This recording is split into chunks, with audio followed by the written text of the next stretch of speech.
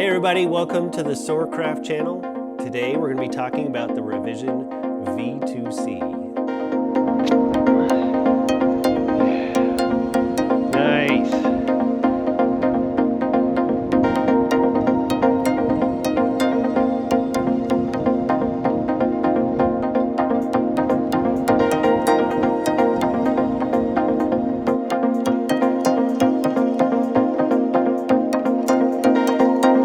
Please like and subscribe, and when we get to 1,000 subscribers, we're going to start doing subscriber giveaways.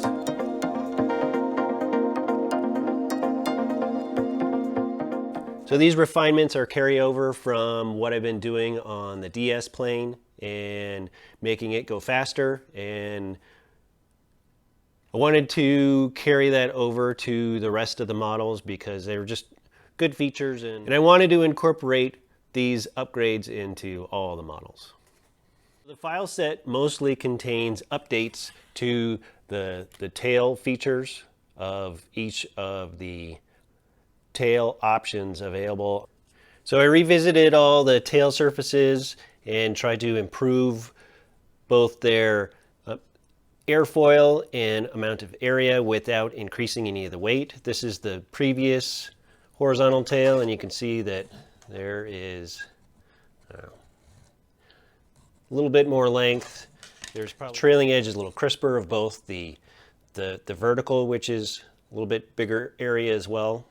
And then also the elevator control horn has been lengthened, and the path of the push rod has been straightened.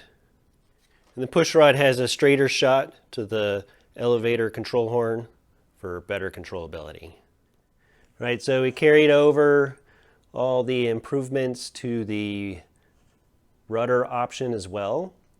And the rudder is now 30% larger than it was before, and also has the improved airfoil and is set up to work with the updated longer elevator control horn, as well as where the push rod comes out, the tail section, the tail piece, this section of the fuselage is included with the rudder option so that you can print out the tail with the push rod opening already in it, so you don't have to drill the hole for it. And then the same update to the T-tail with the bigger elevator, and updated all the other pieces to go with it so that the T-tail can take advantage of these new surfaces as well.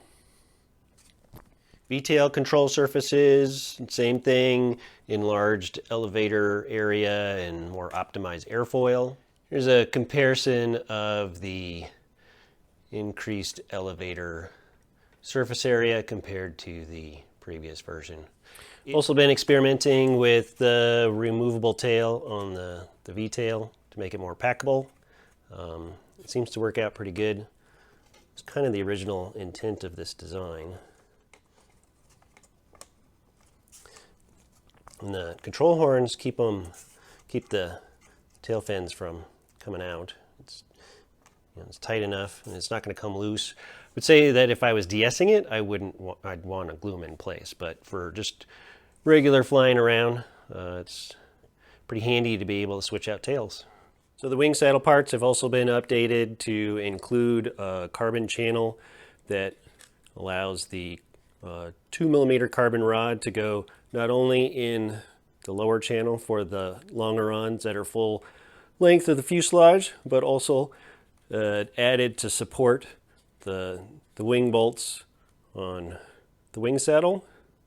Just thought it was silly to have these lengths of carbon that were cut off just sitting around when they could be added for a little bit of extra strength. You don't have to use these, but if you want to add a little bit of extra support to your wing saddle, it works pretty good. Another carryover from the DS plane. As it was before, all of the wings are interchangeable with any of the fuselages, so you can mix and match however you want. I'm going to go fly some slope planes today. You can fly on the slope with these, but say you want to go fly powered, or you want to fly powered planes on the slope, you can trade out the wing and put it on a fuselage with power pod. So let's go fly these.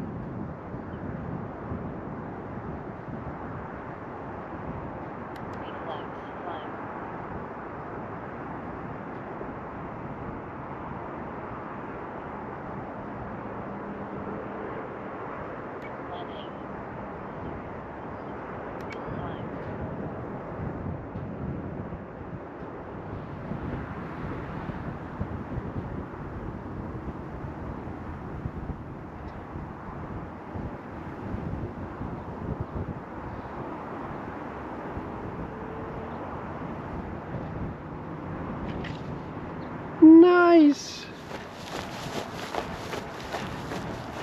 That was awesome! Ah.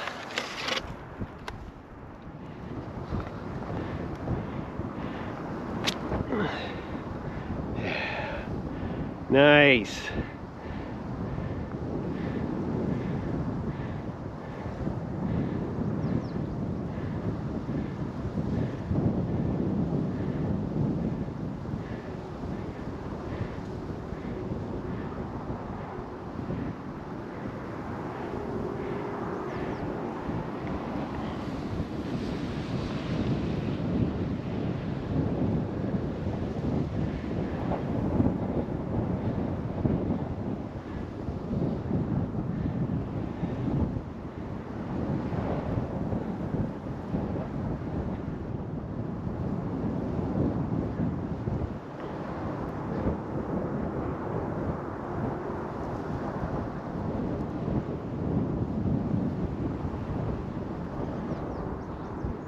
All right, try to land it.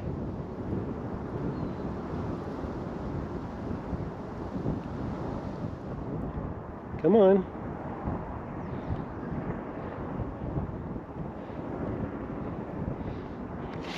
Nice! Right in the hole.